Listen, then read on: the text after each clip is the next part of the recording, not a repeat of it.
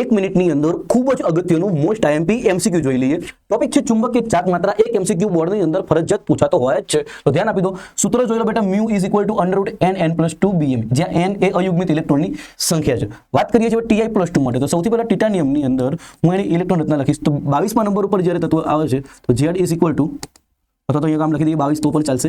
ટિટાનિયમ 22. હવે તમે જો એની અંદર આર્ગોન કમ્પ્લીટ જોડે આવશે 3d2 4s2. હવે ધ્યાન આપો, અહીંયા આગળ 2 ઇલેક્ટ્રોન દૂર કરવાના, તો 2 ઇલેક્ટ્રોન s કક્ષકમાં જશે તો 3d2 જ વધ્યા. 3d2 તો d ની અંદર કેટલા અયુગ્મિત ઇલેક્ટ્રોન રહ્યા? 2. તો n = 2. તો મને μ મળ્યો. μ કેટલો મળ્યો બેટા? √2 2 + 2 2 + 2 4 4 2 8 √8. બરોબર છે, √8 તમને જવાબ મળ્યો. તો એવી જ રીતે CO+3 માં તમારો જવાબ શું આવશે કમેન્ટ કરો.